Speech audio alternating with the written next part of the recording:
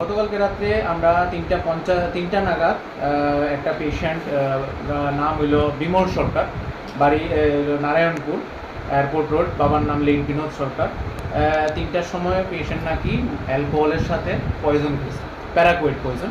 পেশেন্টটারে ইমার্জেন্সিতে নিয়ে যাওয়া হয়েছে 3:50 তো এখানে আসার পরে এখানে যে ডাক্তারবাবু আসলেন, doctor Liton Das, doctor Abhik Deb, doctor Shantanu Das, তারা পেশেন্ট দেখতে আসলেন। ডক্টর লিটন দাস ইমিডিয়েটলি পেশেন্টটা অ্যাটেন্ড করছেন, কইরা পার্টিরে জানাইছেন যে পেশেন্ট পয়জন খেয়েছে, পেশেন্টের অ্যাটলিস্ট স্টেবল না, পেশেন্টের ওয়াশ করার দরকার, ইমিডিয়েটলি স্টমাক ওয়াশের পরামর্শ দিয়েছে। তো পেশেন্টের স্টমাক ওয়াশে করানো হইতেছিল। তখন থেকে পেশেন্ট পার্টি খুব উত্তেজিত হইয়া ডক্টর লিটন দাসের লোকে খুব খারাপ ব্যবহার করতেছিল, ইভেন ফিজিক্যাল অ্যাসল্টের হুমকিও দিতেছিল, দেখলাম এরকম করতেছে। স্টিল ডক্টর লিটন দাস পেশেন্টটা দেখছে এবং এরপরে আবার যখন কমপ্লেন করছে পেশেন্টটা আবার গিয়ে দেখতে গেছে। সেই সময় ডক্টর লিটন দাসের উপরে তারা খুব প্রাণঘাতী হামলা করছে দুইজন লোক, যার নাম হইল তপন সরকার অ্যান্ড বাপন সরকার।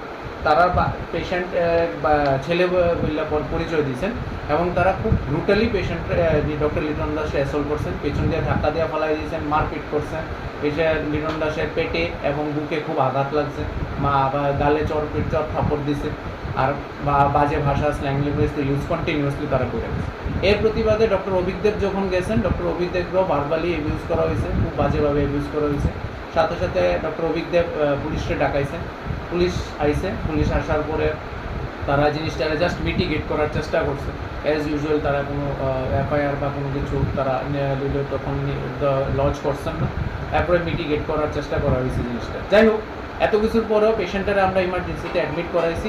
ইমার্জেন্সিতে অ্যাডমিট করার পরে পেশেন্টারে সব যা যা দরকার পেশেন্টের এভরিথিং ট্রিটমেন্ট দেওয়া হয়েছে। ইভেন পেশেন্ট এখন ভেন্টিলেশনে নেওয়া হয়েছে ইমার্জেন্সিতেই, এবং ভেন্টিলেশন নেওয়া ইন্টিউবেশন করার পরে পেশেন্টের যা যা সম্ভব এভরিথিং সাপোর্ট দেওয়া হয়েছে।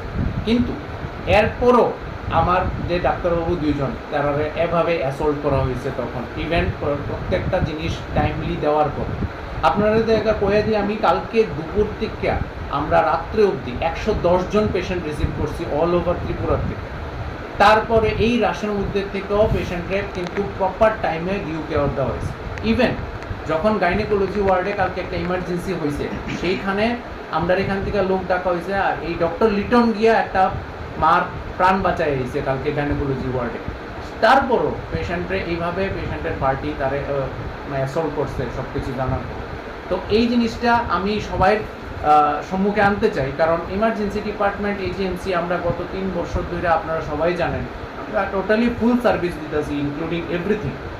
সেই অবস্থায় একটা পেশেন্টরে এইভাবে সার্ভিস দেওয়া সত্ত্বেও যদি আমার ডাক্তারবাবুরা এইভাবে অ্যাসল্টেড হয়, এই হুলিগানিজম হইতে থাকে, তাহলে আর নিয়ার ফিউচারে আমরা নেক্সট জেনারেশন ডাক্তারবাবুরা কতটুকু সার্ভিস দিব, এটা একটা বিশাল বড় প্রশ্নের মুখে দাঁড়ায় গেছে যাচ্ছে।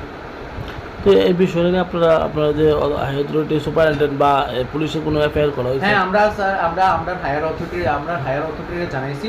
এখানে আমার পেপার আছে, আমি সব ইনসিডেন্ট টোটালি লিখছি এবং ডক্টর লিটন দাসকে আমরা দেখাইছি, ডাক্তার ট্রমা সেন্টারে ফুল চেক আপ করা হয়েছে এবং আমরা সোনোগ্রাফি অ্যাডভাইস করা হয়েছে, সেটাও আমরা এখন করতেছি।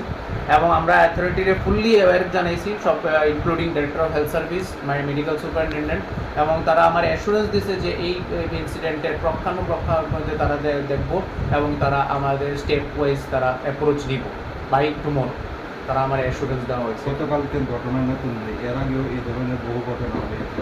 কি মনে হয়, মানে যদি হাসপাতালে কি নিরাপত্তা অভাব বা চিকিৎসক?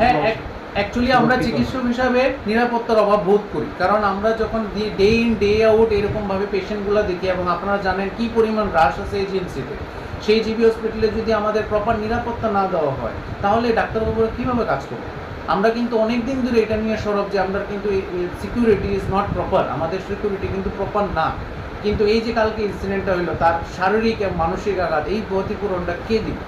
আজকে যে যখন যে ফিউচারে যাইবো সার্ভিস দিতে, তার মনে সবসময় দাগটা থাকবো যে আমার যে কোনো সময় কেউ মেরে দিতে পারে, ইভেন আমি প্রপার সার্ভিস দেওয়া সত্ত্বেও।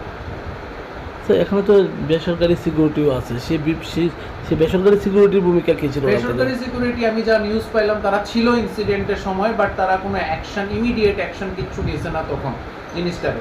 আমার ছেলেটা অ্যাসল্টেড হইলো এই জায়গাটাতে, তারপরেও তার অ্যাকশন যেমন স্পেসিফিকেশন, মানে জাস্ট হাতে উঠে ছাড়া দো এরকম টাইপ, তো আমার ছেলেটা যে অ্যাসল্ট হইলো তারপর সে মানে কোথায় সেই সিকিউরিটি ছিল আমি তো কিছু বুঝতে পারলাম না। আমি তো জিজ্ঞেস করলাম আজকে যে বেসরকারি সিকিউরিটি ছিল অন দ্য স্টেজ, বাট সে কিছুই করলো না, আমার ছেলেটার অ্যাসল্ট করে গেল তারা। এই যদি এই ঘটনার পরে যদি সঠিক ব্যবস্থা না নেওয়া হয়, আপনারা পরবর্তী পদক্ষেপ কি ব্যবস্থা নেবেন? আমরা অথরিটিরে জানাইছি এবং অথরিটি আমাদের সম্পূর্ণ দিছে, অ্যাসুরেন্স দিছে। যদি মানডে আমরা কালকা দেখুন, স্যারের সাথে কালকা পার্সোনালি দেখাও করুন, যদি আমরা প্রপার অ্যাসুরেন্স না পাই এমার্জেন্সি সার্ভিস চলবো, যেহেতু ইমার্জেন্সি হসপিটালের একটা বিশাল বড় অঙ্গ, কিন্তু আমরা কতটুকু মেন্টালি পেশেন্টের সার্ভিস দিতে পারবো সেটা একটা বিরাট বড় কোয়েশ্চেন।